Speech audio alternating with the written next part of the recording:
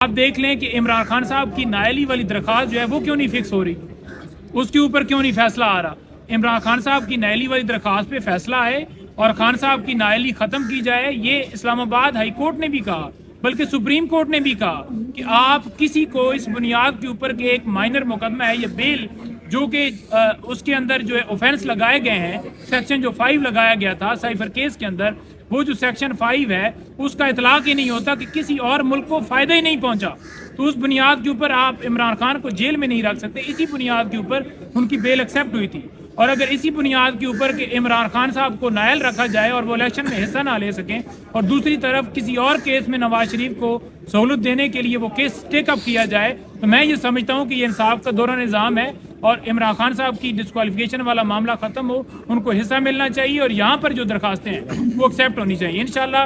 آپ کو رائے صاحب نے بتایا کہ دوران آرگومنٹ ساری تفصیلات دی جائیں گی، اور ہم امید رکھتے ہیں عدالتوں کے پاس اس لیے آتے ہیں کہ ہمیں امید ہوتی ہے کہ وہ انصاف فراہم کریں، اور اس قوم کو انصاف فراہم کیا جائے گا۔ یہ جمہوریت کے اوپر حملہ ہے، اور جمہوریت کے اوپر یہ حملے بند کیے جائیں۔ اس وقت جو آپ دیکھ رہے ہیں کہ الیکشن کمیشن ہو، نگران حکومت ہو، جس طرح سے انہوں نے کارروائی کی، اور اسلام آباد ہائی کورٹ نے بھی کہا کہ ایسا لگ رہا ہے کہ نگران حکومت جو ہے وہ انتخابات کو ڈی ریل کرنا چاہتی ہے۔ اس سے زیادہ اور کیا بات ہوگا؟ اگر آنکھیں بند کر لیں، ہم یہ کہیں کہ یہ دن ہے اور آگے والا کہے کہ نہیں رات ہے، وہ دن پوری قوم کہے یہ دن ہے، تو پھر نہ مانے تو پھر آپ کی مرضی ہے۔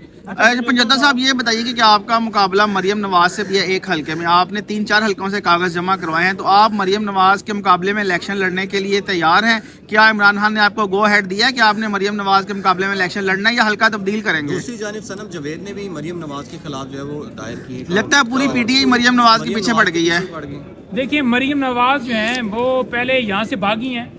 ان کو مختلف مقدمات میں آپ نے دیکھا کہ نئے مقدمات ان کے اوپر درج کر دیے گئے ہیں، اور آپ نے یہ بھی دیکھا کہ یہ بھاگ کے وہاں پر سرگودا میں گئی ہیں۔ جو ہی وہاں خان کا ایک چھوٹا سا جو ہے وہ ورکر یا ایک سامنے آیا، انہوں نے وہاں سے بھی بھاگنے کا مظاہرہ کیا، اور اس بھاگنے کی واضح اگزامپل یہ ہے کہ انہوں نے اعتراض لگایا میرے اوپر کہ کسی نہ کسی طریقے سے تمام جو سرگودا کے جتنے ادارے تھے وہ لگے ہوئے تھے کہ کوئی ایسی چیز نکالی جائے کہ عمران خان کے اس وکیل کا مقابلہ نہ ہو مریم نواز صاحبہ سے۔ سروے آیا ہے تو 7% رزلٹ آیا ہے مریم کا، باقی پی ٹی آئی ہے۔ اور اگر یہ سمجھتے ہیں کہ واقعی ان کی پاپولیرٹی ہے اور واقعی ان کی مقبولیت ہے، تو پھر سیاسی میدان میں مقابلہ کریں نا، پھر کبھی بلے کے اوپر اٹیک کر کے، کبھی الیکشن کے وہ ہمارے پرپوزر اور سیکنڈریز کو اٹھا کے، کبھی جو ہے ہمیں سرٹیفائیڈ۔ میں سرگودا کی آر او کے حوالے سے بتانا چاہتا ہوں کہ انہوں نے کہا کہ میرے پاس مور ہی نہیں ہے، ٹھیک ہے جی، وہ مور پھر جو ہمارے دوست ہیں انہوں نے ساتھ مل کے ان کے عملے کے ساتھ جا کر وہ مور بنوا کے دی، پھر وہ مور لگی اور پھر مجھے کاپی ملی ہے۔ یہ کیوں کر رہے ہیں؟ پھر آئیں نا میدان میں مقابلہ کریں۔ اور ابھی بھی آرڈر نہیں دے رہے یہ جو ہمارے آروز ہیں مختلف کینڈیڈیٹس کو، جہاں ہمارے یہ سمجھتے ہیں کہ مقابلہ اور اسٹرانگ کینڈیڈیٹ ہے، ان کے آروز آرڈر ابھی بھی پرووائڈ نہیں کر رہے۔ ہم نے ریٹیں بھی کی ہیں، پولیس کو واضح ڈائریکشن بھی ہو چکی ہے، اور اس کے باوجود بھی وہ کاپیز نہیں دے رہے۔ اب تک تحریک انصاف کے جتنے امیدوار تھے، تقریباً 800 سے زائد امیدوار تھے جن کے نامینیشن پیپر ریجیکٹ ہوئے ہیں، کتنے امیدواروں کی اپیلیں فائل ہو چکی ہیں؟ آپ کے پاس کیا ڈیٹیل ہے؟ ڈیٹیل بھی اکٹھی کی جا رہی ہے، مختلف شہروں میں ہو رہی ہیں، اور آج لاسٹ ڈیٹ ہے، انشاءاللہ فائنل شام تک ہو جائے گا۔ اور امید ہے کہ ابھی تمام آپ دیکھیں امیدوار کہ یہاں دائری برانچ میں بڑی لمبی لائن لگی ہوئی ہے۔ نہیں آپ کہہ رہے ہیں نا کہ آر او فیصلے نہیں دے رہے، تو پھر اپیلیں کیسے دائر ہو رہی ہیں؟ نہیں اپیل میں نے کہا جہاں اسٹرانگ ہمارے کینڈیڈیٹ ہیں۔ نہیں، میں اس کے اوپر بتانا چاہوں گا، وہ بات یہ ہے کہ جہاں پر فیصلے نہیں دے رہے وہاں پر ہم لگا رہے ہیں فارم 32 اور 33، جو پہلے لسٹ لگی تھی یا جو بعد میں اناؤنس کی گئی کہ اس لسٹ میں آپ کا نام نہیں آیا، ہم وہ لگا کے جو ہمارے پاس کوئی بھی ایک ایویڈنس یا کوئی بھی چیز ہے ہم ساتھ لگا کر فائل کر رہے ہیں، اور وہاں پر بتا رہے ہیں کہ یہ ہمیں اس کی کاپیاں نہیں دی جا رہی، اور اگر کوئی کاپی لینے جائے اور اسے اغوا کر لیے جائے تو کیا یہ الیکشن ایکٹ کے اندر لکھا ہوا ہے؟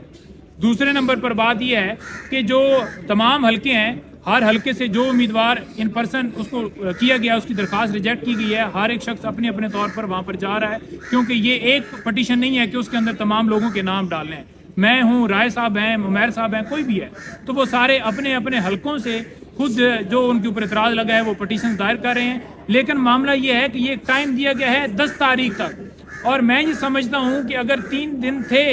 یہ درخواستیں دائر کرنے کے حوالے سے، تو 3 دن کے اندر ہی ان کے اوپر فیصلہ ہونا چاہیے تھا۔ 3 دن کے اندر فیصلہ اس لیے ہونا چاہیے تھا کہ پہلے یہ لیٹ کیا گیا۔ آپ کو پتہ ہے کہ بلے کے نشان کے اوپر جو معاملہ اٹھایا گیا کہ لوگوں کے اندر